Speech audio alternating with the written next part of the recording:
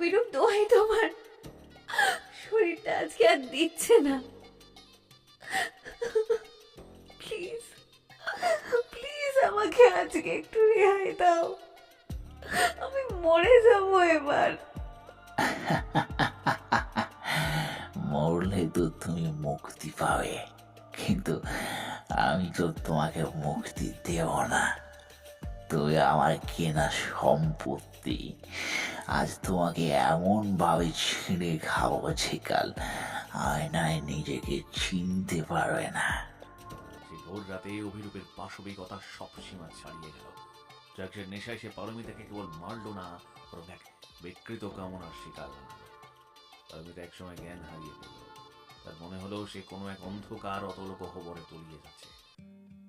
ভালোবাসা শব্দটা শুনতে খুব সহজ মনে হলেও এর গহীনে লুকিয়ে থাকে সহস্র জটিল এবং সুন্দর সমীকরণ।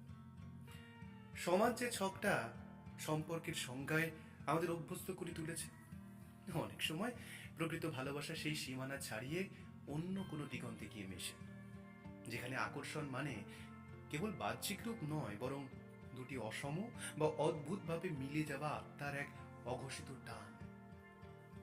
আমাদের আজকের গল্পে ভালোবাসার এক নতুন রূপ অঙ্কন করা হয়েছে, যা প্রচলিত প্রথাকে চ্যালেঞ্জ জানায়।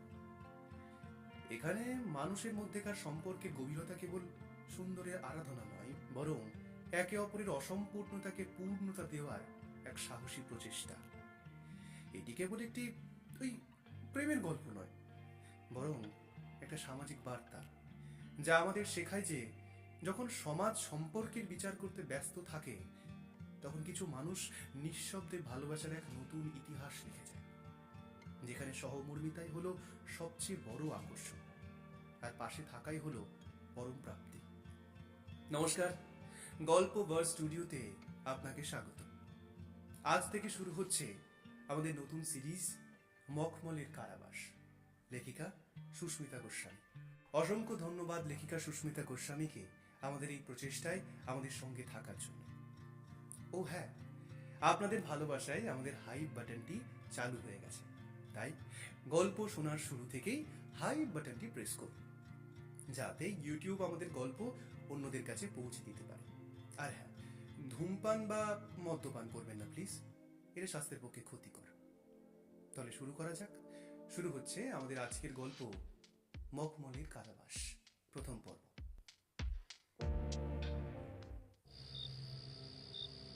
রাত তখন গভীর।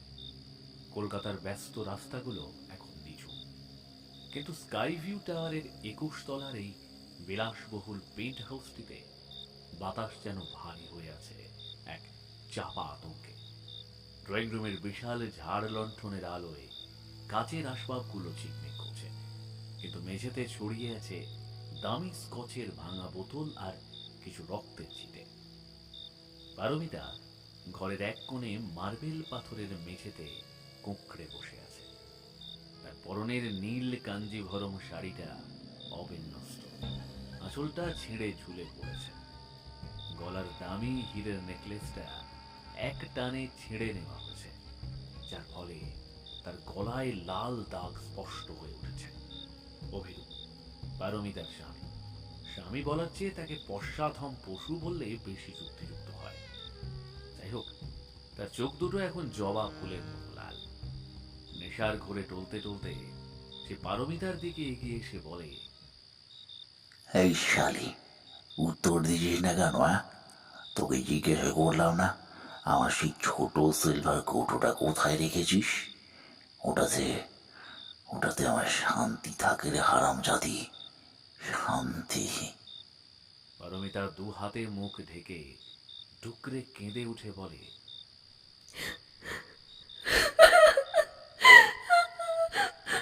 অভিরূপ, অভিরূপ, অভিরূপ, বিশ্বাস করো, আমি জানি না, আমি জানি না। তবে তবে আমি তোমাকে এটাই বলতে পারি, ওসব বিষ আর তুমি খেও না।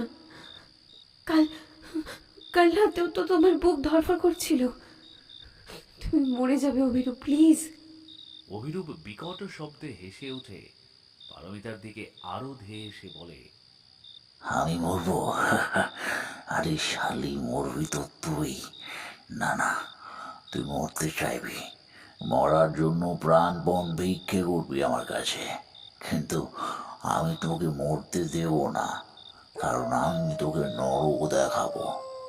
তোর মতো একটা সাধারণ ঘরের মেয়েকে এই প্রাসাদে এনেছি, দামি দামি গয়নায় মুড়িয়েছি, আর তার বদলে আমার নেশার ওপর তুই নজরদারি করবি?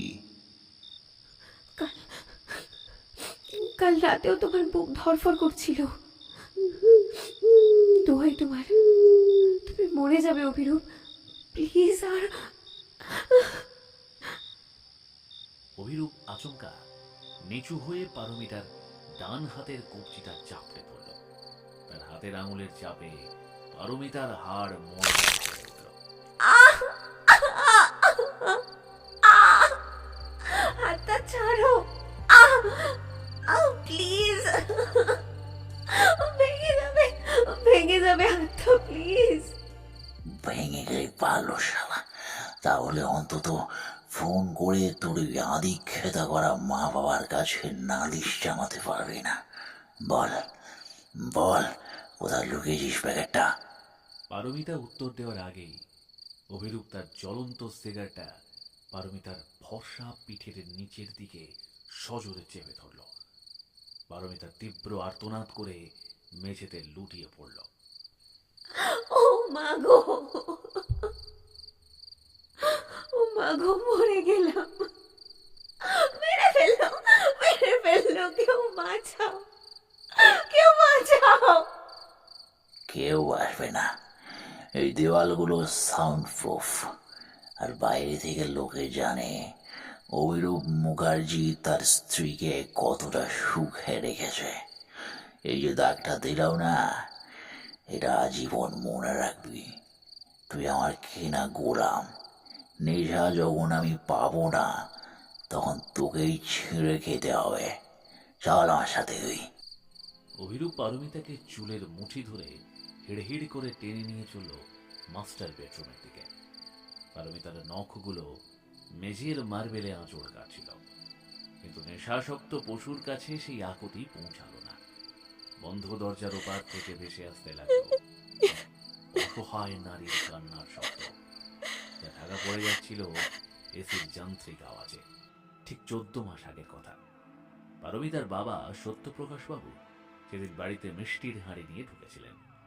তার মুখে এমন হাসি ছিল যেন তিনি লটারি জিতেছেন। পারমিতা তখন সবে স্কুলের খাতা দেখছিল। পারু, ওরে ওরে শোন পারু, শোন শোন, তোর তোর কপাল খুলে গেছে মা। আরে ওই মুখার্জি বাড়ির প্রস্তাব এসেছে, অভিরূপ নিজে তোকে পছন্দ করেছে মা। মুখার্জি বাড়ি মানে সেই যারা সল্ট লেকের বড় বিজনেসম্যান?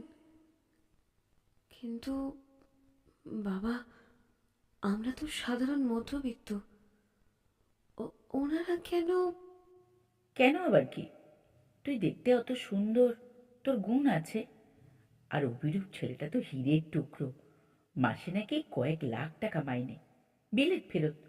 এমন জামাই কটা বংশে জোটে? কিন্তু বাবা মা, তোমরা একটা বিষয় ভাবো, অভিরূপ ছেলেটা হয়তো ধনী, কিন্তু মানুষ হিসেবে কিন্তু আর কত কাব্যিকতা করিস না তো, হ্যাঁ? এই ভালো মাইনে পাওয়া ছেলে, বড় বাড়ি গাড়ি আছে, দুবেলা দুমুঠো খেয়ে পরে তো থাকতে পারবি। অত ভালো মানুষ, ভালো মানুষ করিস না মা। পেট চালাতে গেলে ভালো মানুষের চেয়ে ভালো মাইনে লাগে, বুঝেছিস মা? ভালো মাইনে। তাই না তাই, এমন ছেলে হারালে আর পাবি না। ওসব ভালো মানুষই পেটে ভাত না পড়লে জানলা দিয়ে পালাবি। ভালোই ভালোই রাজি হয়ে যা মা, সুযোগ বারবার আসবে না। পারমিতা সেদিন অমত করতে পারেনি। তার মনটা দ্বিধায় কুঁকড়ে গেছিল। সে পয়সাওয়ালা এটিএম নয়, বরং হৃদয় বিশিষ্ট মানুষকে জীবনের সঙ্গী হিসেবে চেয়েছিল। কিন্তু তার চোখে না হলেও সমাজের চোখে অভিরূপ ছিল এক পারফেক্ট জীবন সঙ্গী। ঝকঝকে চেহারা, আভিজাত্যপূর্ণ ব্যবহার আর অগাধ সম্পত্তি। বিয়ের দিন যখন হাজার হাজার মানুষের সামনে অভিরূপ পারমিতার কপালে সিঁদুর পরিয়ে দিয়েছিল, তখন চারপাশ থেকে ধন্য ধন্য পড়ে গিয়েছিল। কেউ কেউ তাকে উদ্দেশ্য করে বলেছিল, পারমিতার কপাল বটে, একদম সোনার খাঁচায় গিয়ে ঢুকলো। যাক, রাজপুত্রও পেয়েছে একটা।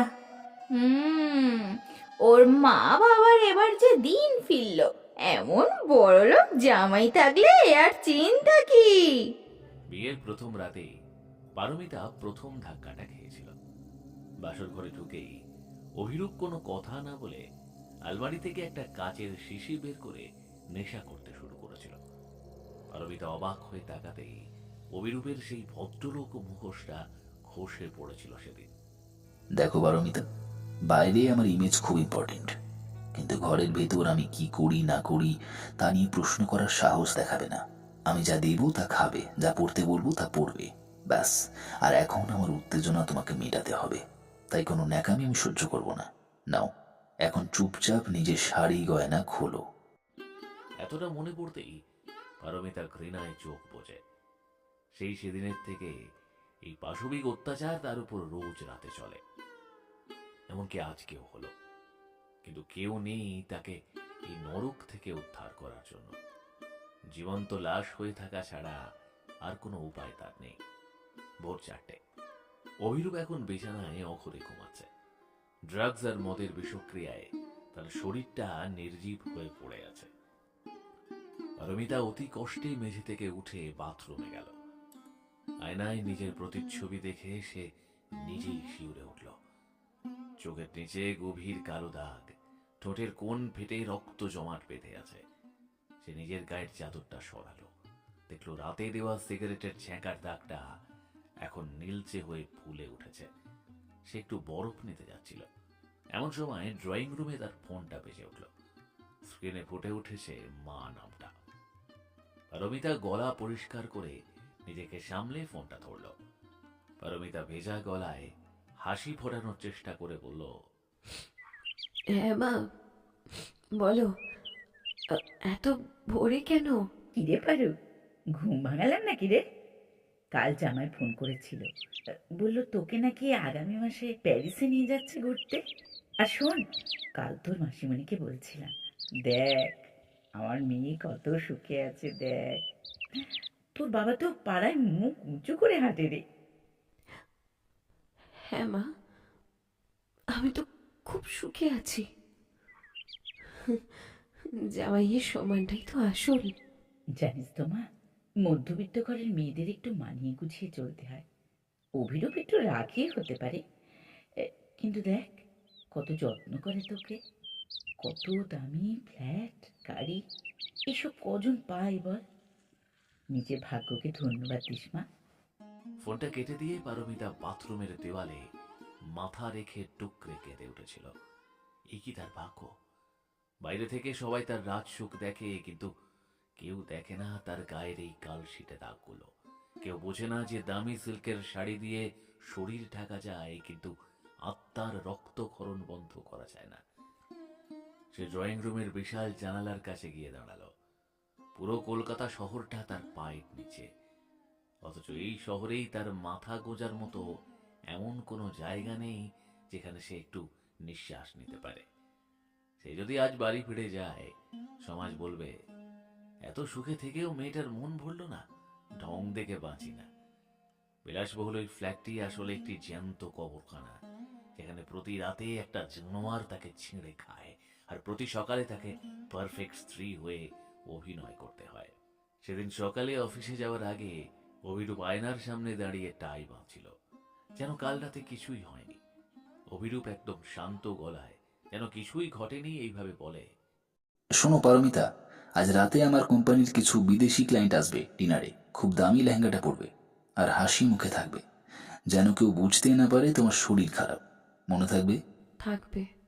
অভিরূপ পারমিতার গালটা হালকা করে টিপে দিয়ে বলে, গুড গার্ল। লক্ষ্মী হয়ে থাকলে অনেক উপহার পাবে, আর তেজ দেখালে কাল রাতের দাগটা তো দেখেছই।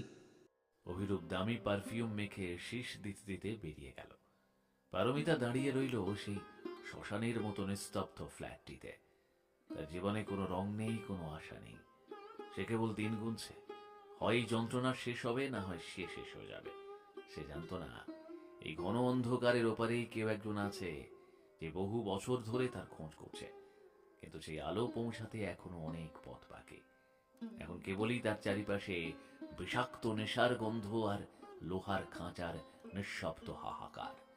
পারমিতা ভাবে ড্রাগসের নেশা আর মানসিক বিকৃতি অভিরূপকে এমন এক স্তরে নিয়ে গেছে যেখানে সে পারমিতাকে নিজের অর্জিত কোনো ট্রফি বা জড়বস্তুর চেয়ে বেশি কিছু মনে করে না। সারা রাত তার উপর দিয়ে বয়ে যাওয়া ঝড়ের চিহ্নগুলো এখন দগদগে ক্ষতের মতো জ্বলছে। রান্নাঘরের জানালা দিয়ে দূরের আকাশটা আবছা ফর্সা হতে দেখা যাচ্ছে, কিন্তু পারমিতার মনে হচ্ছে সে এক অনন্ত সুড়ঙ্গে আটকা পড়ে আছে। তার মনে পড়ল বিয়ের মাস তিনেক পরের সেই দিনের কথা, যেদিন সে প্রথমবার তার বাবার বাড়িতে এসে কান্নায় ভেঙে পড়েছিল। সেদিন পারমিতার কপালে একটা নীলচে দাগ ছিল। অভিরূপ রাগের মাথায় তাকে ধাক্কা মেরে ড্রেসিং টেবিলের কোনায় ফেলে দিয়েছিল। পারমিতা ভয়ে আর অপমানে বাপের বাড়ি চলে আসে। সে ভেবেছিল তার বাবা মা তাকে বুকে টেনে নেবে। বাবা, বাবা, আমি আর ওখানে ফিরবো না। অভিরূপ মানুষ নয় বাবা, ও একটা পশু। ও প্রতিদিন নেশা করে আমাকে মারে। আমি মরে যাব বাবা, আমি যাব না আর ওখানে। সত্যপ্রকাশ কপালে হাত দিয়ে অস্থির হয়ে পায়চারি করতে করতে বলে, ছি ছি মা, ছি ছি পারু, জামাই এ নামে এসব কথা কেউ বলে মা? ও অত বড় একটা পোস্টে চাকরি করে, কত কত কাজের চাপ থাকে ওর ওপর। একটু হাতটু নেশা সবাই করে, আর স্বামী স্ত্রীর মধ্যে ঝগড়া তো হবেই। পারমিতার মা পারমিতার কপালে বরফ দিতে দিতে বলে, পারু, পারু মা, শোন মা, সংসার করতে গেলে অনেক কিছু সইতে হয় রে। মেয়েদের ধর্মই হলো মানিয়ে নেওয়া। তুই যদি আজ মুখ পুড়িয়ে আমাদের কাছে ফিরে আসিস, পাড়াপড়শিকে আমরা কি জবাব দেব বলতো? লোকে বলবে অত বড় লোক জামাই পেয়েও মেয়েটা ধরে রাখতে পারলো না। নিশ্চয়ই দোষটা মেয়েরই ছিল। মা, তুমি আমার শরীরের দাগগুলো দেখতে পাচ্ছ না? না মা, ও আমাকে মানুষ বলেই মনে করে না। ও কিউরেটেড ওষুধের বদলে ড্রাগস নিচ্ছে। আমি কার কাছে যাব মা? যাবি তোর নিজের ঘরে। এখন শ্বশুর বাড়িটাই তোর বাড়ি। অভিরূপকে আমি ফোন করছি, ও তোকে এসে নিয়ে যাবে। মনে রাখিস পারু, আমাদের মতো সাধারণ পরিবারের মান সম্মান এখন তোর হাতে। তুই তুই একটা দামি ঘরে আছিস মা, সেটা বজায় রাখাই এখন তোর জীবনের একমাত্র লক্ষ্য হওয়া উচিত, বুঝেছিস? সেদিনই পারমিতা বুঝে গিয়েছিল সেই সমাজে একদম একা। তার বাবা মায়ের কাছে মেয়ের জীবনের চেয়ে লোকে কি বলবে আর জামাইয়ের সামাজিক স্ট্যাটাস অনেক বেশি দামি। আরেকদিনের ঘটনা, তখন সকাল 9টা। ড্রয়িং রুমে বসে অভিরূপ ব্ল্যাক কফি খাচ্ছে। তার পরনে ইস্ত্রি করা ছকছকে সাদা শার্ট, সিল্কের টাই। রাতে যে মানুষটা জানোয়ারের মতো গর্জাচ্ছিল, এখন সে একজন পারফেক্ট জেন্টলম্যান। পারমিতা, আজ আমার সাথে অফিস চলো। লাঞ্চে ক্লায়েন্টের সাথে মিটিং আছে। তিনি স্ত্রীকে আনছেন, তাই তোমাকেও থাকতে হবে। আমার শরীরটা খুব খারাপ অভিরূপ। আমার পিঠ আর হাতে প্রচন্ড ব্যথা করছে। আমি কি না গেলে হয় না? হয় না, কারণ আমি বলেছি তোমাকে যেতে হবে। তুমি আমার অর্নামেন্ট পারমিতা। আমার মতো সাকসেসফুল লোকের পাশে একটা সুন্দরী স্ত্রী থাকাটা ম্যান্ডেটরি। ওই কনসিলার দিয়ে দাগগুলো ঢেকে নাও, আর শোনো, ওই 5 লাখি হীরের সেটটা পড়বে। লোককে দেখাতে হবে না অভিরূপ মুখার্জির স্ত্রী কতটা লাক্সারিতে থাকে। পারমিতা যন্ত্রের মতো উঠে দাঁড়ালো। সে জানে প্রতিবাদ করলে কপালে আরো লাঞ্ছনা জুটবে। সে ড্রেসিং টেবিলের সামনে বসে মেকআপের স্তূপ দিয়ে নিজের শরীরের নীলচে দাগগুলো ঢাকার চেষ্টা করতে লাগলো। আয়নায় নিজের চোখের দিকে তাকাতে পারছে না সে। তার মনে হচ্ছে সে কোনো দামি পুতুল, যাকে কেবল সাজিয়ে গুছিয়ে প্রদর্শনীতে নিয়ে যাওয়া হয়। পারমিতা যখন অভিরূপের পাশে দাঁড়িয়ে তার অফিসের পার্টিতে ঢুকলো, চারদিকে গুঞ্জন শুরু হলো। অভিরূপের কলিগ আর উচ্চপদস্থ অফিসাররা সপ্রশংস দৃষ্টিতে তাকাচ্ছিলেন তাদের দিকে। Hello Abhirup, you are a lucky man. তোমার স্ত্রী তো অসাধারণ সুন্দরী, আর এই যে হীরের নেকলেসটা, জাস্ট ওয়াও। পারমিতা দেবী, আপনি সত্যি খুব সুখে আছেন। অভিরূপ আমাদের অফিসের সেরা performer. Thank you mister Sharma. অভিরূপ তখন পারমিতার কাঁধে হাত দিয়ে এমনভাবে দাঁড়িয়ে আছে যেন সে পৃথিবীর শ্রেষ্ঠ প্রেমিক স্বামী, অথচ সেই হাতে স্পর্শে পারমিতার শিউরে উঠছে। অভিরূপের নখগুলো অবচেতনেই পারমিতার কাঁধের পুরনো ক্ষতকে চাপ দিচ্ছিল।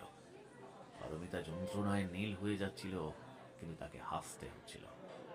লাঞ্চের সময় টেবিলে দামি সব খাবার, কিন্তু পারমিতার গলার কাছে যেন একটা তলা পাকিয়ে আসছে। সে দেখছিল এই রঙিন জগতের মানুষগুলো কেবল উপরিভাগটাই দেখে। কেউ জানলো না এই দামি নেকলেসের নিচেই আছে সিগারেটের ছ্যাঁকার দাগ। কেউ বুঝলো না এই দামি গাড়িতে যখন তারা বাড়ি ফিরবে তখন আবার শুরু হবে নরক যন্ত্রণা। বাড়ি ফেরার পথে অভিরূপের মেজাজ আবার খিটখিটে হতে শুরু করলো। ড্রাগসের উইথড্রয়াল সিমটমস শুরু হয়েছে তার। গাড়ির ভেতরেই সে অস্থির হয়ে পড়লো। কেন তুমি মিস্টার শর্মার সাথে তো হাসছিলে? তোমাকে কেবল পাশে দাঁড়িয়ে থাকতে বলেছি, কথা বলতে বলিনি। উনি তো প্রশ্ন করেছিলেন, তাই আমি। চুপ, একদম চুপ।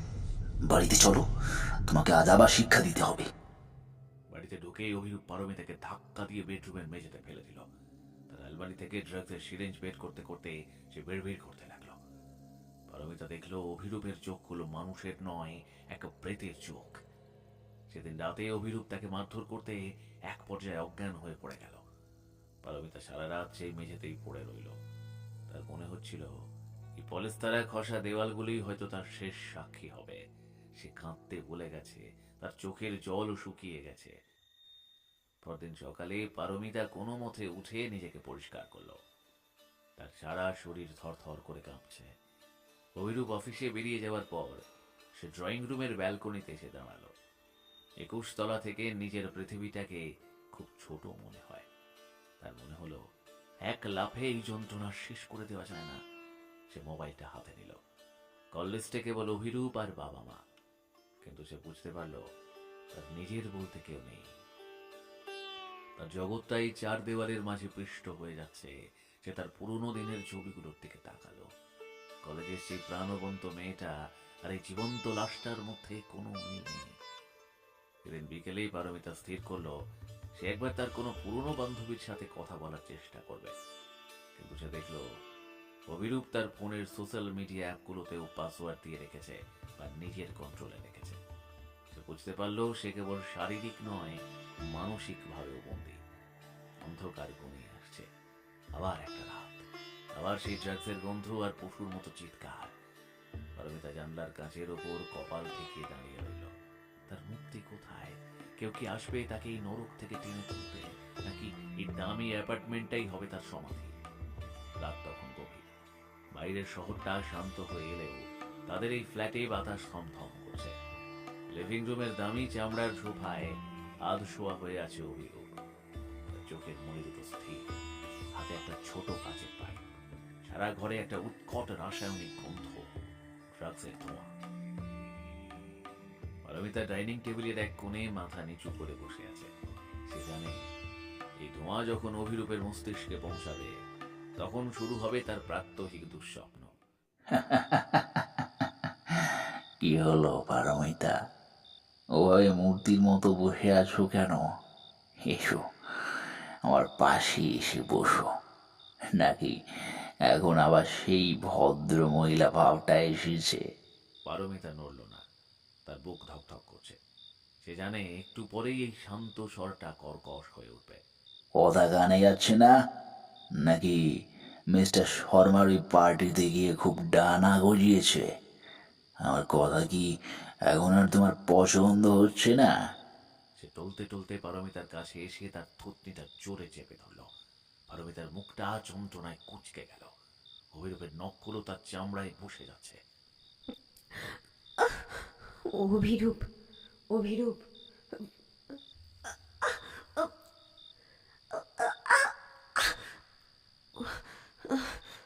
অভিরূপ, আমার লাগছে, প্লিজ ছাড়ো। আমি তো আর কিছু বলিনি। আমার কিন্তু লাগছে এবার, ছাড়ো আমাকে। বলবে কেন? তোমার বাবা তো তোমাকে বিক্রি করে দিয়েছে আমার কাছে। জানো তো, ওই যে তোমাদের পুরনো বাড়িটা সারানোর জন্য গত মাসে আমি 10 লাখ টাকা দিয়েছি। ওটা কিসের দাম জানো? ওটা তোমার এই শরীরটার দাম। তোমার বাবা ওই টাকা নেওয়ার পর আর কোনোদিন তোমার চোখের জল দেখতে আসবে না। পারমিতা স্তব্ধ হয়ে গেল। সে জানতো না অভিরূপ তার বাবাকে টাকা দিয়ে এভাবে কিনে নিয়েছে। তার ভেতরটা অপমানে আর ঘৃণায় দুমড়ে মুচড়ে গেল। অভিরূপ এবার পারমিতাকে হ্যাঁচকা টান দিয়ে বেডরুমের দিকে নিয়ে গেল। সে মেঝেতে পড়ে থাকা তার বেলটা তুলে নিল। ড্রাগসের নেশায় তার হিতাহিত জ্ঞান লোপ পেয়েছে। কাল অফিসের ক্লায়েন্টের সামনে তুমি খুব বেশি কথা বলছিলে, আমার পারমিশন ছাড়া হাসছিলে। আজকেও তার শাস্তি হবে। সে পশুর মতো পারমিতাকে মারতে শুরু করলো। বেল্টের আঘাত যখন পারমিতার পিঠে আর পায়ে পড়ছে, তখন সে আর চিৎকার করতে পারছে না। তার কণ্ঠ রোধ হয়ে গেছে। শুধু মেঝেতে পড়ে থাকা কার্পেটের নকশাগুলো আঁকড়ে ধরার চেষ্টা করছে। প্রতিটি আঘাতের সাথে সাথে অভিরূপ এক একটা করে গালি দিচ্ছিল। মেরে ফেলো, আমাকে একদম মেরে ফেলো, আমি আর সহ্য করতে পারছি না, ইচ্ছে আমাকে মেরেই ফেলো। মরে গেলে তো আমার বিনোদন শেষ হয়ে যাবে ডার্লিং। তোমাকে মরতে দেব না, কিন্তু জ্যান্ত অবস্থায় নরক কি তা প্রতিদিন দেখাবো। অভিরূপ নেশার ঘুরে পারমিতার পিঠে নিজের জ্বলন্ত সিগারেটটা চেপে ধরল। পারমিতা এবার আর আর্তনাদ সামলাতে পারল না। তার গগন বিদারী চিৎকার হঠাৎ সাউন্ডপ্রুফ দেওয়ালে ধাক্কা খেয়ে ফিরে এলো। অভিরূপ তৃপ্তির হাসি হেসে বিছানায় দবাস করে শুয়ে পড়ল। কয়েক মিনিটের মধ্যেই তার নাসিকা গর্জন শোনা যেতে লাগলো। পরদিন সকালে পারমিতা কোনো মতে উঠে নিজেকে সামলে নিল। তার সারা শরীর বিষিয়ে আছে। সে আর জেদ ধরল সে বাবার বাড়ি যাবে। অভিরূপ অফিসে বেরিয়ে যাওয়ার পর সে একটা ট্যাক্সি করে সোজা তার বাবার বাড়িতে পৌঁছালো। বাবার বাড়িটা এখন অনেক বেশি ঝকঝকে লাগছে। নতুন রং হয়েছে, আসবাবপত্র পাল্টেছে। সত্যপ্রকাশ বাবু ড্রয়িং রুমে বসে কাগজ পড়ছিলেন। পারমিতাকে দেখেই তিনি আঁতকে উঠলেন। এ কি মা পারু, হ্যাঁ? তুই তুই তুই এই অসময়, আর আর তোর মুখটা এরকম ফুলে আছে কেন মা? আর তুই তুই এভাবে খোঁড়াচ্ছিস কেন মা? কি হয়েছে? পারমিতার নিজেকে ধরে রাখতে পারল না। সে বাবার পায়ের উপর আছাড় খেয়ে পড়ল। বাবা, বাবা ও আমাকে শেষ করে দিচ্ছে। ও ড্রাগস নেই বাবা, ও ও না আমাকে বেল্ট দিয়ে মারে জানো। দেখো দেখো না, কাল আমাকে সিগারেটের ছ্যাঁকা দিয়েছে। দেখো আমার পিঠটা দেখো। পারমিতা তার জামাটা একটু সরাতেই সত্যপ্রকাশ বাবু মুখ ফিরিয়ে নিলেন। তার চোখে মেয়ের প্রতি মায়া থাকলেও এক অদ্ভুত কুণ্ঠা কাজ করছিল। পারু, পারু মা, মা মা একটু একটু শান্ত হ মা, একটু শান্ত হ। দেখ দেখ অভিরূপ ছেলেটা তো এমনিতে খুব ভালো। এই তো গত মাসেই আমাদের বাড়িটা সারানোর জন্য অতগুলো টাকা দিল। আমার আমার হার্ট অপারেশনের জন্য সেরা নার্সিং হোমের ব্যবস্থা করলো। হ্যাঁ দেখ মা, ও একটু নেশা করে হয়তো, কিন্তু কিন্তু ও তো তোকে খুব ভালোবাসে। ভালোবাসে? বাবা সত্যি করে বলো তো, তুমি কি টাকাগুলোর বিনিময়ে আমাকে ওর কাছে বন্দুক দিয়েছো? তুমি কি দেখতে পাচ্ছ না যে আমি মরে যাচ্ছি? সমাজ কি বলবে মা? অভিরূপের মতো জামাই সবার ভাগ্যে জোটে না রে। লোকে লোকে হিংসে করে আমাদের। তুই তুই যদি ডিভোর্স বা গোলমাল করিস, তবে তবে আমাদের এই মাথা উঁচু করে হাঁটা বন্ধ হয়ে যাবে। একটু একটু কষ্ট করে মানিয়ে নে মা। বড় মানুষেরা একটু একটু এরকম হয় রে। একটু একটু মানিয়ে নে মা, দয়া করে একটু মানিয়ে নে।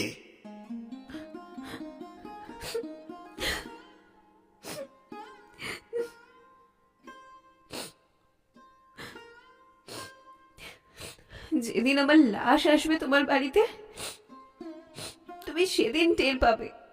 তুমি দেখে নিও বাবা। পারমিতা সেখান থেকে ছুটে বেরিয়ে আসে আর খুব করেই বুঝতে পারে এই বাড়িটা তার নিজের ছিল ঠিকই, কিন্তু এখন এটা অভিরূপের টাকায় কেনা এক দামি সমাধি। তার বাবা তাকে ভালোবাসেন, কিন্তু তার চেয়েও বেশি ভালোবাসেন তার সামাজিক অবস্থান আর অভিরূপের দেওয়া বিলাসিতাকে। সেদিন বিকেলে পারমিতার এক বিস্তুত দিদি মালিনী এলো দেখা করতে। মালিনী খুব আধুনিকা এবং শিক্ষিতা বলে পরিচিত। পারমিতা ভেবেছিল মালিনীকে অন্তত সে মনের কথা বলতে পারবে। বাবা পারু, তোর কপাল তো একেবারে ঈর্ষা করার মতো রে। অভিরূপকে তো দেখলাম সেদিন খবরের কাগজে, ও নাকি ইয়াং অ্যাচিভার্স অ্যাওয়ার্ড পেয়েছে। বাবা, তুই তো একদম রানীর মতো আছিস রে। দিদি, চকচক করলেই শোনা হয় না। আমি খুব কষ্টে আছি রে। জানিস, অভিরূপ ড্রাগস নেয়, আমাকে মারে। ধুর পাগলি, এখনকার দিনে বড় কর্পোরেট লেভেলে কাজ করলে একটু ড্রাগস বা অ্যালকোহল সবাই নেয়, বুঝলি। আর মারধর, ওটা তো রাগের মাথায় হয়েই থাকে। তোরা বেডরুমের কথা বাইরে আনছিস কেন রে? দেখ তো, কত দামি একটা ফ্ল্যাটে আছিস, আর আমার বরকে দেখ, মাসে যা কামায় তাতে এই নেকলেসের একটা হীরাও কেনা যাবে না। তুই তো রাজ সুখে আছিস পারু, এটাকে এনজয় করতে শেখ, বুঝলি। এনজয় কর। পারমিতা বুঝলো সমাজ কেবল উপরটা দেখে, তার গায়ের রক্তবর্ণ কালশিটে গুলো মানুষের কাছে মানিয়ে নেওয়ার গল্প ছাড়া আর কিছুই নয়। সবাই যেন এক চোখে তাকে বলতে চাইছে, যাতনা সয়েও টিকে থাকো, কারণ তোমার স্বামী সফল। বিকেলের দিকে অভিরূপের গাড়ি এসে দাঁড়ালো পারমিতার বাবার বাড়ির সামনে। সে গাড়ি থেকে নামলো এক গাল হাসি নিয়ে, হাতে দামি ফলের ঝুড়ি আর মিষ্টি। বাবা, শরীর কেমন আছে আপনার? পারমিতা সেদিন হঠাৎ খুব জেদ ধরলো আপনাদের সাথে দেখা করবে বলে। আমি তো অফিসের কাজে ব্যস্ত ছিলাম, তাই সেদিনও একাই চলে গেছিল। তবে আজ একদম মেয়ে জামাই একসাথেই এলাম।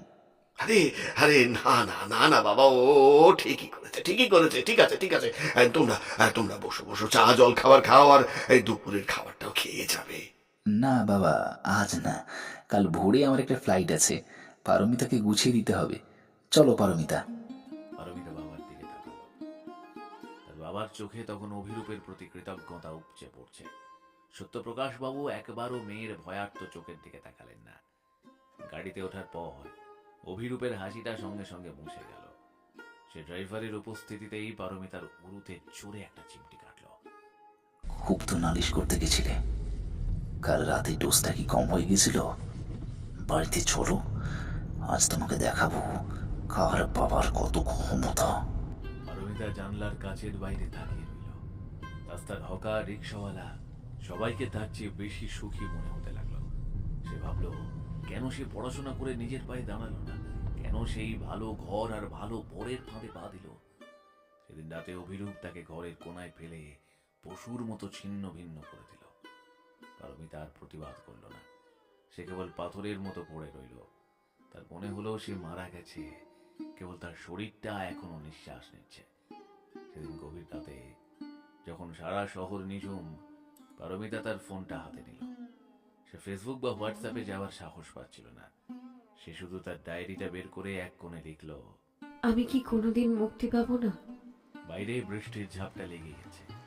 কলকাতার আকাশটা আজ যেন পারমিতার মনের মতোই গোমড়া মুখ করে বসে আছে। সে লিভিং রুমের বিশাল আয়নাটার সামনে দাঁড়িয়ে আছে। তার শরীরের উপর দামি সিল্কের ড্রেসিং গাউন। ধীরে ধীরে আয়নার সামনে নিজের পোশাকটা আলগা করল। কাঁধের নিচে সেই সিগারেটের ছ্যাঁকার দাগটা এখন কালচে হয়ে শক্ত হয়ে গেছে। পিঠে বেল্টের আঘাতের নীল দাগগুলো বৃষ্টির দিনের আকাশের মতো বিষণ্ণ হয়ে গেছে। সে হাত দিয়ে নিজের গালটা স্পর্শ করল। কাল রাতে অভিরূপের জ্বরটা ঠিক এখানে পড়েছিল, এখনো কানটা ঘুম করছে। আমি কি এই আয়নায় যাকে দেখছি, সে কি সত্যি সেই পারমিতা যে একসময় হাসতো, গান গাইতো? নাকি আমি কেবল এই দামি ফ্ল্যাটের একটা আসবাবপত্র? সকালেই অভিরূপ তার অফিসে যাওয়ার আগে নতুন এক কাণ্ড করে গেছে। সে পারমিতার ফোন থেকে ফেসবুক আর ইনস্টাগ্রাম ডিঅ্যাক্টিভেট করে দিয়েছে। তার দাবি, পারমিতা নাকি সারাদিন ফোনে কার সাথে কথা বলে সেটার উপর তার সন্দেহ আছে। অথচ পারমিতা জানে এটা কেবল তার উপর মানসিক নিয়ন্ত্রণ বজায় রাখার একটা কৌশল। দুপুর নাগাদ অভিরূপ আচমকা অফিস থেকে ফিরে এলো। তার চোখ দুটো কোটরাগত, চোয়াল শক্ত। পারমিতা জানতো এটা স্বাভাবিক পেরা নয়। অভিরূপের পকেটে নিশ্চয়ই সেই মারণ নেশার কোনো নতুন উপাদান আছে। পারমিতা, কোথায় গেলে? এদিকে এসো। পারমিতা ধীর পায়ে ড্রয়িং রুমে এলো। দেখলো অভিরূপ সেন্টার টেবিলের ওপর একটা সাদা পাউডারের লাইন তৈরি করছে। তার হাত কাঁপছে। অভিরূপ, এই সবে তো দুপুর হলো, তুমি আবার শুরু করলে? বিকেলে তোমার একটা ইম্পর্টেন্ট জুম মিটিং আছে বলেছিলে না? মিটিং? মিটিং দিয়ে কি হবে? আমি যেটা করছি সেটা হলো আসল শান্তি। তুমি বুঝবে না, তুমি তো কেবল বোঝো ড্রেস, গয়না আর দামি খাবার। এই যে দেখো, এটা স্বর্গের চাবি। সে ঝট করে তার পাউডারটা নাকে টেনে নিল। কয়েক সেকেন্ডের মধ্যেই তার চোখ দুটো উল্টে গেল। সে সোফায় হেলান দিয়ে অদ্ভুত এক ঘোরের মধ্যে চলে গেল। পারমিতা দাঁড়িয়ে দেখছিল। একসময় যে মানুষটাকে সে নিজের জীবনের ধ্রুবতারা ভেবেছিল, সে এখন এক কদর্য নেশার গোলাম। জানো পারমিতা, অফিসের সবাই আমাকে খুব ভয় পায়, সবাই হিংসে করে, কিন্তু আমি কাউকে পাত্তা দিই না। আমার অনেক টাকা, আমি চাইলে এই পুরো বিল্ডিংটা কিনে নিতে পারি। আর তোমাকে তোমাকে তো আমি জিরো থেকে হিরোইন বানিয়েছি। হঠাৎ অভিরূপের মুড পাল্টে গেল। সে উঠে এসে পারমিতার হাতটা এমন ভাবে মুচকে দিল, সে যন্ত্রণায় মাটিতে বসে পড়ল। কিন্তু তুমি কেন আমাকে ভয় পাও না? তোমার চোখে কেন আমি অপরাধ বোধ দেখি? তুমি কি আমাকে ঘৃণা করো? বলো, বলো, তুমি কি আমাকে আমাকে ঘৃণা করো?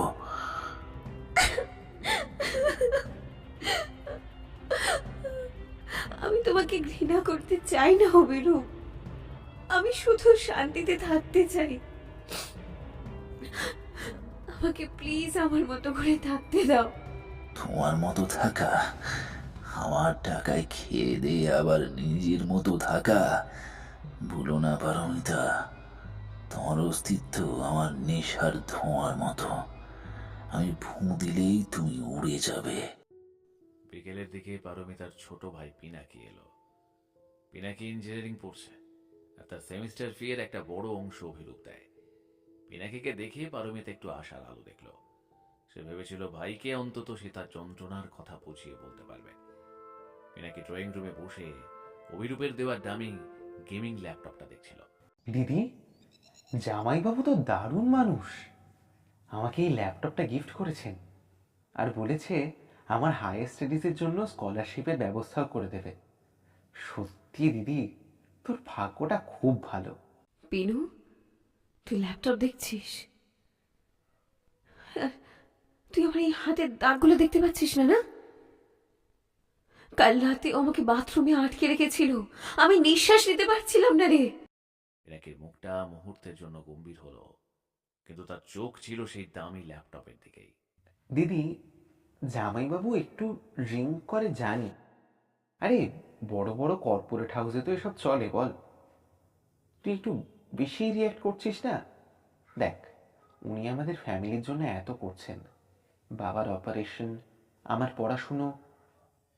তুই যদি এখন ছোটোখাটো বিষয় নিয়ে ঝামেলা করিস, তবে আমাদের সবার ভবিষ্যৎ নষ্ট হয়ে যাবে। একটু ধৈর্য ধর, সময় হলে সব ঠিক হয়ে যাবে। ছোটখাটো বিষয়? আমার জীবনটা কি তোদের কাছে একটা ছোটখাটো বিষয়? তোরা কি আমাকে টাকার বিনিময়ে ওর কাছে বেচে দিয়েছিস? দিদি, ড্রামা করিস না তো। এই সুন্দর ফ্ল্যাটে আছিস, সারাদিন এসি চলছে, নিজের গাড়ি আছে, এর চেয়ে বেশি আর কি চাই তোর? আমাদের পাড়ার শর্মিলাদির কথা ভেবে দেখ, ওর বর ওকে রোজ মারে, অথচ ওদের ঘরে ফ্যান পর্যন্ত নেই। তুই তো রাজরানী। পিনাকি চলে যাওয়ার পর পারমিতা জানালার ধারে গিয়ে বসলো। সে বুঝলো তার নিজের ভাইও তাকে কেবল এক এটিএম মেশিনের চাবিকাঠি হিসেবে দেখছে। তার জীবনের মূল্যের চেয়ে অভিরূপের দেওয়া সুযোগ সুবিধার দাম তাদের কাছে অনেক বেশি। রাত বাড়ার সাথে সাথে অভিরূপের নেশার মাত্রাও বাড়ল। সে আজ কোনো ক্লায়েন্টের সাথে ঝামেলা করে এসেছে, সেই রাগ সে মেটাতে চাইল পারমিতার উপর। সে পারমিতাকে টেনে বেডরুমে নিয়ে গেল। আজ তোমার নিস্তার নেই, আজ তোমাকে শেখাবো মালিকের সাথে কেমন ব্যবহার করতে হয়। সে পারমিতার দামি সিল্কের পোশাকটা ছেড়ে ফেলল। পারমিতা প্রতিরোধ করার চেষ্টা করতেই সে তার গলার নলিটা টিপে ধরল। পারমিতা দেখলো তার চোখের সামনে পৃথিবীটা অন্ধকার হয়ে আসছে। অভিরূপের হাসিতে কোনো মনুষ্যত্ব নেই, কেবল এক দানবের স্মৃতি। সে রাতে অভিরূপ তাকে ড্রাগস মিশ্রিত মদ জোর করে খাইয়ে দেওয়ার চেষ্টা করলো। পারমিতা বমি করে ফেললো তার দামি কার্পেটে। তাতে অভিরূপ আরো খেপে গেল। সে পারমিতার মাথাটা দেওয়ালে সজোরে ঠুকে দিল। পারমিতার কপাল ফেটে রক্ত গড়িয়ে পড়তে লাগলো। হ্যাঁ তো, এ রক্তের রংটা দেখছো? এটা আমার দেওয়া উপর হুকুম। কাল সকালে আবার ওই হিরের নেকলেসটা পরবে আর হাসি মুখে থাকবে, বুঝলে? অভিরূপ অঘরে ঘুমিয়ে পড়লো। পারমিতা মেঝেতে পড়ে রইল রক্তের মধ্যে। তার চারপাশটা ঘুরছে। সে ভাবলো কেন সে মরছে না, কেন তার হৃৎপিণ্ড এখনো চলছে। এই দামি ফ্ল্যাট, এই রাজকীয় জীবন এখন তার কাছে এক নরককুণ্ড। রাত 3টে বাজে তখন। পারমিতা কোনো মতে ওয়াশরুমে গেল। নিজের রক্তাক্ত মুখটা ধুয়ে সে আয়নার দিকে তাকালো। তার চোখের সেই জ্যোতি এখন মৃত। সে ধীরে ধীরে ড্রয়িং রুমে এলো। টেবিলে অভিরূপের ফোনটা পড়ে আছে। অভিরূপের ফোনে লক থাকলেও মেসেজের নোটিফিকেশন দেখা যায়।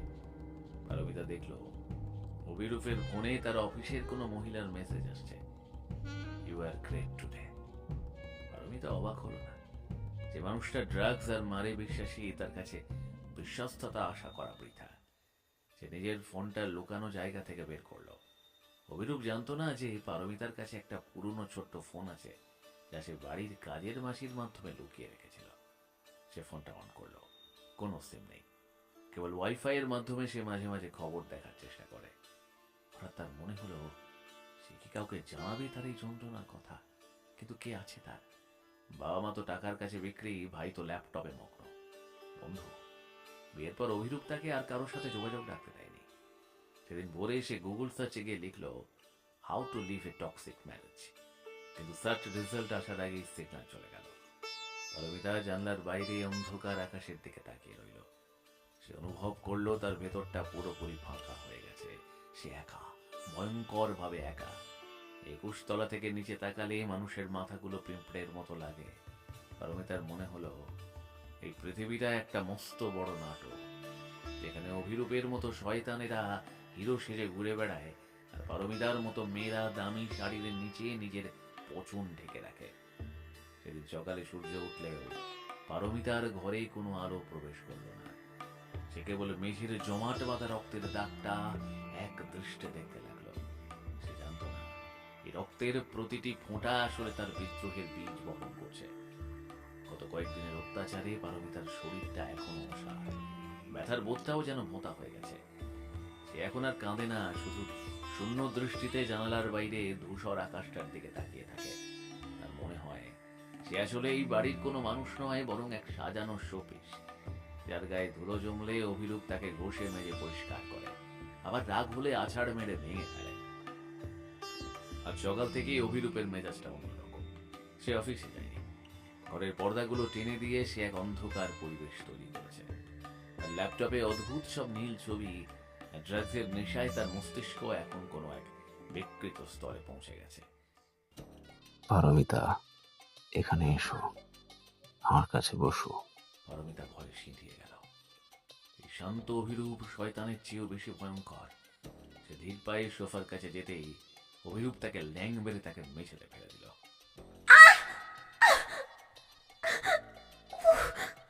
কি করছো অভিরূপ? আমার কালকের আঘাতগুলো এখনো টাটকা। প্লিজ আজ অন্তত ছেড়ে দাও। ছাড়বো? তোমাকে ছাড়লে আমার আনন্দ কোথায় জানো? আজ অফিসে আমার প্রমোশনটা আটকে গেছে। ওই মিস্টার চ্যাটার্জি নিজেকে খুব বড় ভাবছে। তার ওপর রাগটা কার ওপর মেটাবো বলো তো? তুমি তো আছো আমার একমাত্র পাঞ্চিং ব্যাগ, আমার আমার পাপেট। অভিরূপ আচমকা তার হাতের জ্বলন্ত সিগারেটটা পারমিতার গালের ঠিক নিচে চোয়ালের কাছে চেপে ধরল। মাগো, পুড়িয়ে দিল, মেরে ফেললো। এই তো, এই চিৎকারটাই তো আমি শুনতে চেয়েছিলাম। এই লাল দাগটা দেখছো, এটা তোমার মেকআপে ঢাকা পড়বে না। কাল যখন তোমার মা আসবে তখন বলবে রান্না করতে গিয়ে তেল ছিটকেছে। মনে থাকবে? যদি না বলো তবে তোমার এই আদরের ছোট ভাই পিনাকির স্কলারশিপটা আমি কালই বন্ধ করে দেব। পারমিতা তাতে জাত চেপে সহ্য করতে লাগলো। সে বুঝলো অভিরূপ কেবল তার শরীর নয়, তার পরিবারকেও গোলাম করে রেখেছে। এই বিভীষিকা থেকে বেরোনোর কোনো রাস্তা তার জানা নেই। অভিরূপ তাকে মারতে মারতে এক পর্যায়ে ক্লান্ত মেঝেতেই ঘুমিয়ে পড়ল। পারমিতা রক্ত মাখা ঠোঁট নিয়ে দেওয়ালে হেলান দিয়ে বসে রইল। তার মনে হলো এই দেওয়ালগুলো যেন তাকে গিলে খেতে আসছে। বিকেলের দিকে পারমিতার মা এলেন। জামাইয়ের জন্য দামি ইলিশ মাছ এনেছেন তিনি। পারমিতা কোনো মতে ওড়না দিয়ে তার গালের ক্ষতটা ঢাকার চেষ্টা করল, কিন্তু পারমিতার মায়ের চোখ এড়াল না। এ কি পারো, তোর গালের ওখানটা ও লাল হয়ে ফুলে আছে কেন? কি কি হয়েছে মা?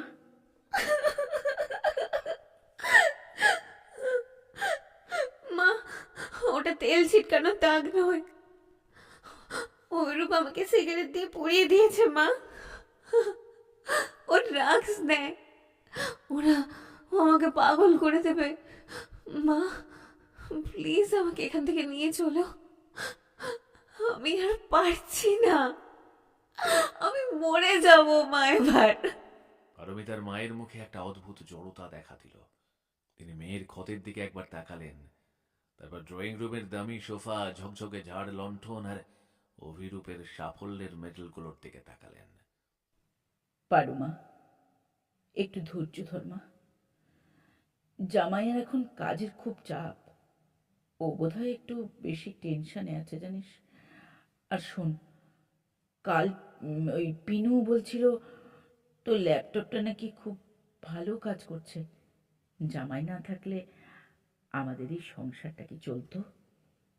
তোর বাবা তো রিটায়ারমেন্টের পর একদম বসে গেছে।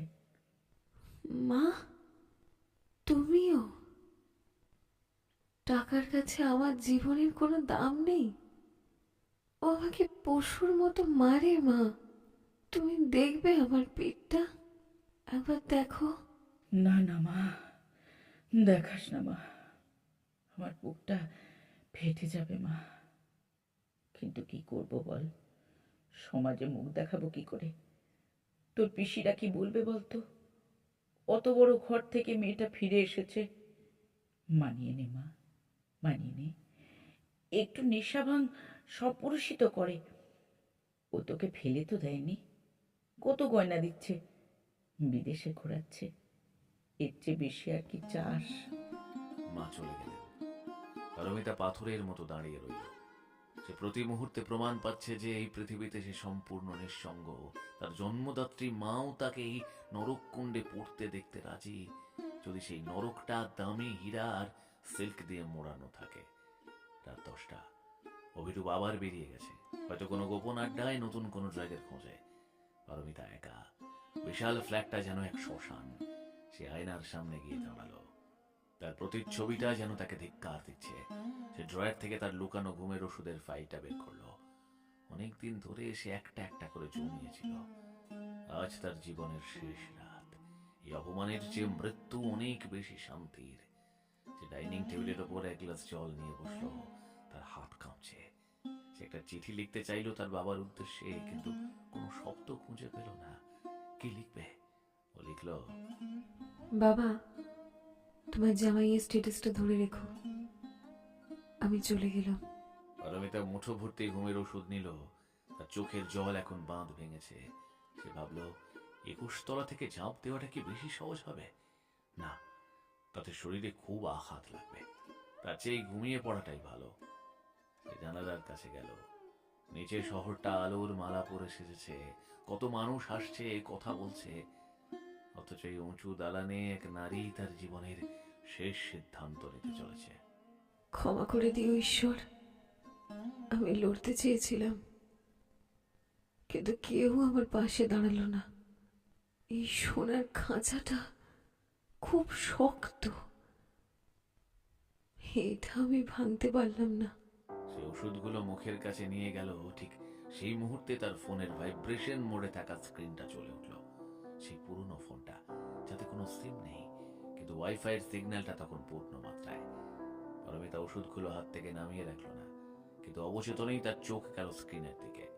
ফেসবুকের নোটিফিকেশন নয়, সরাসরি একটা মেসেঞ্জারের প্রিভিউ দেখা যাচ্ছে। অনেক বছর আগে কলেজ লাইফে দেখা একটা নাম, যে নামটা সে প্রায় ভুলেই গিয়েছিল। পারমিতা, হঠাৎ খুব মনটা কেমন করছিল। অনেক খুঁজে তোমার এই প্রোফাইলটা পেলাম। তুমি বোধহয় আমাকে ভুলে গেছো। আমি দিব্যজ্যোতি, ওই যে ক্লাসে সেই চশমা পরা শান্ত ছেলেটা, যার জন্য তুমি এখন নোটস লিখে দিয়েছিলে। খবর পেলাম তুমি খুব বড় ঘরে বিয়ে করেছো। ভালো আছো তো? পারমিতা ওষুধগুলো মুঠো থেকে ঝরঝর করে নিচে ফেলে দিল। তার বুকটা হাহাকার করে উঠল। ভালো আছো তো? এই প্রশ্নটা গত 1 বছরে তাকে কেউ মন থেকে করেনি। সবাই জিজ্ঞেস করেছে গয়নাটা কেমন বা গাড়িটা কেমন, কিন্তু কেউ তার থাকা বা না থাকা নিয়ে ভাবেনি। সে কাঁপা কাঁপা হাতে ফোনটা হাতে নিল।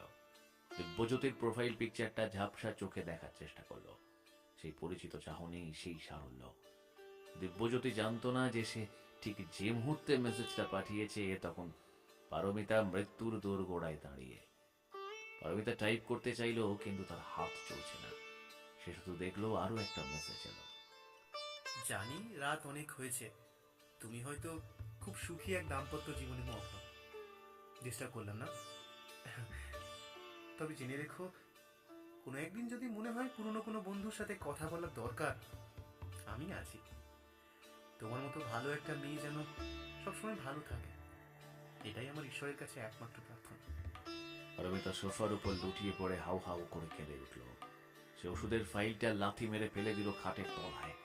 সে বুঝতে পারলো এই পৃথিবীতে অন্তত একজন মানুষ আছে যে তার দামি গয়নার নিচে লুকিয়ে থাকা সেই পুরনো পারমিতাকে আজ মনে রেখেছে।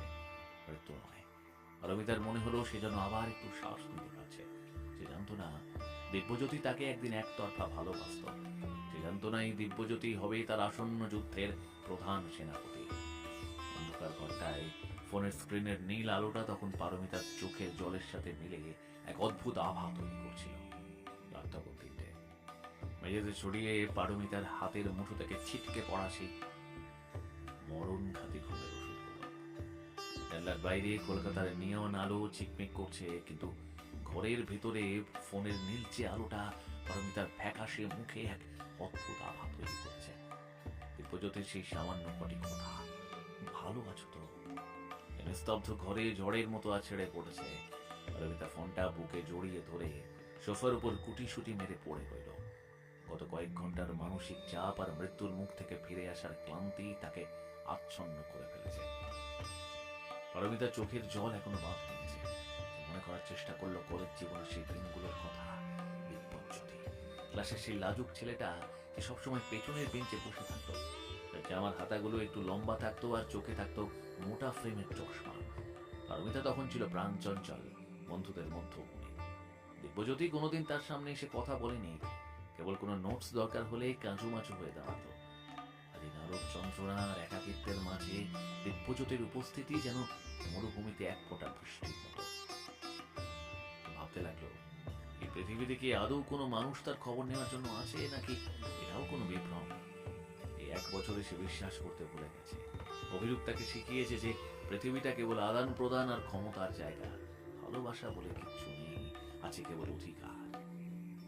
বড়বার ঠিক আগে মেইন দরজার চাবি করানো সময় পারমিতা চমকে উঠল। সে দ্রুত হাটের উল্টো পিঠে চোখের জল মুছে ওষুধের কৌটোটা সোফার নিচে লাথি মেরে সরিয়ে দিল আর ফোনটাও লুকিয়ে নিল। অভিরূপ ফিরেছে।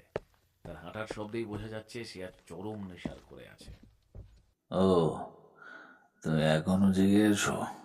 কি ব্যাপার, নতুন কোনো ড্রামাবাজি শুরু করেছো নাকি? পারমিতা কোনো কথা বলল না। সে মাথা নিচু করে দাঁড়িয়ে রইল। অভিরূপের গায়ের থেকে উগ্র মদ আর একটা ঝাঁঝালো রাসায়নিক গন্ধ বেরোচ্ছে। সে পারমিতার কাছে এগিয়ে এসে তার গালের সেই সিগারেটের কালশিটা দাগটার উপরে আঙুল দিয়ে জোরে চাপ দিল। কি হলো, কান্নাকাটি কি শেষ হয়েছে?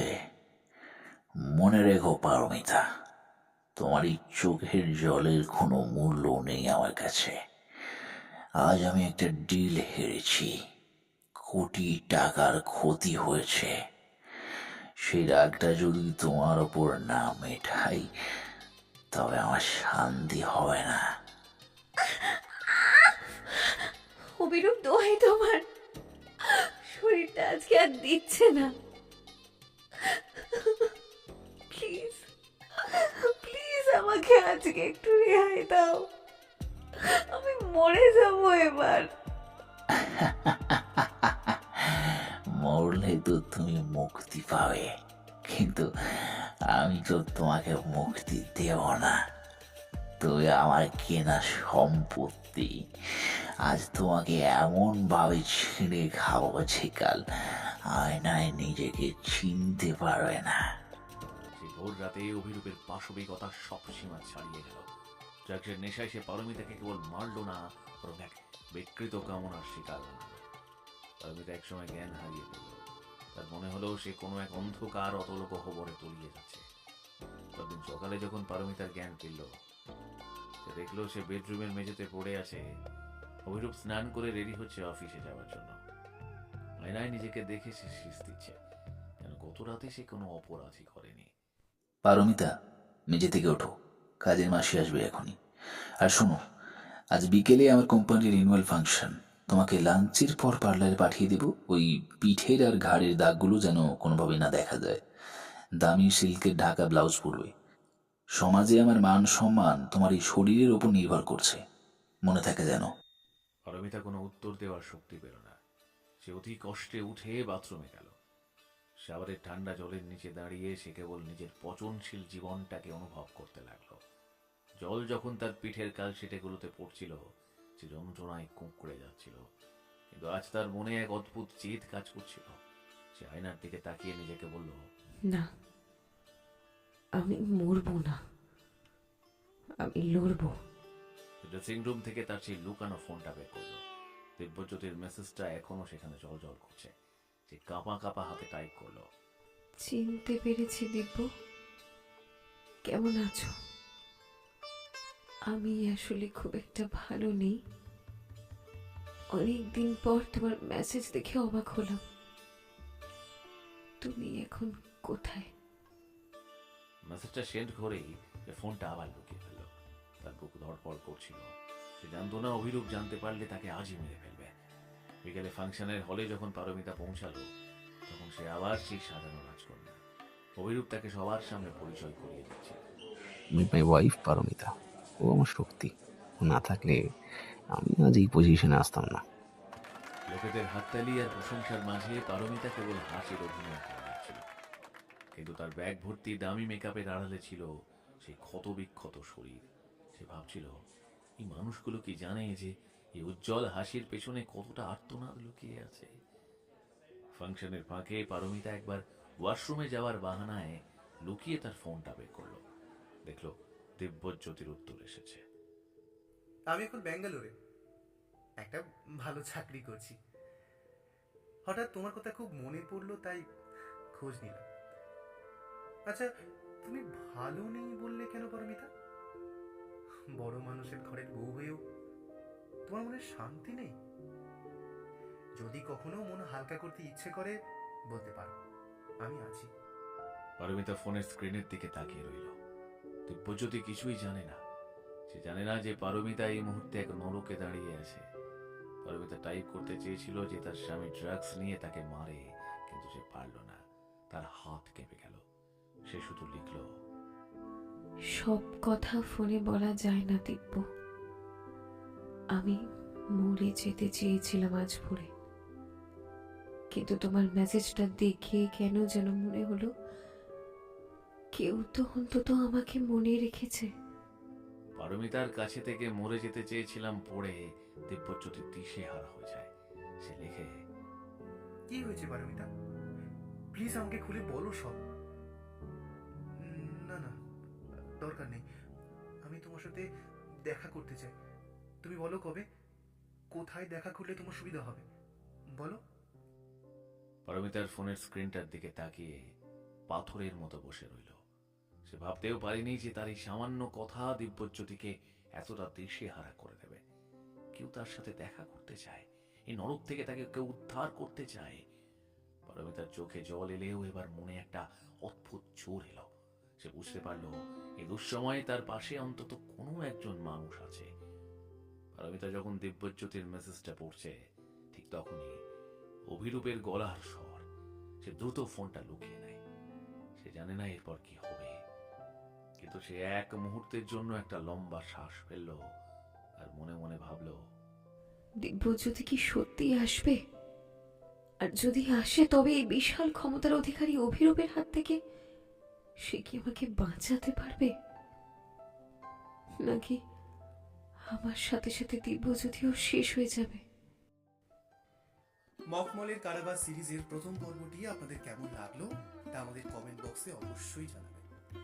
ভালোবাসার এই জটিল সমীকরণ কোন দিকে মোড় নেয় তা জানতে চোখ রাখুন আমাদের পরবর্তী পর্বে। আমাদের আজকের গল্পের লেখিকা সুস্মিতা গোস্বামী, সংলাপ রচনা অঙ্কিতা মালাকার, প্রচ্ছদ মিনহাজুল আলম, আবহ নির্মাণ সৌম্যদীপ ও আকাশ। কথকের চরিত্রে অতনু, অন্যান্য চরিত্রে তানিশা, অচ্যুত, রাজ, সুজয়, বর্ণালী, তানিশা, পৌতুষা, শ্রমণ, মিনহাজুল।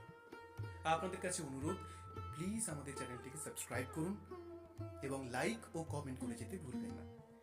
পরবর্তী পর্ব নিয়ে ফিরছি খুব শীঘ্রই। ততক্ষণ ভালো থাকুন, পাশে থাকুন।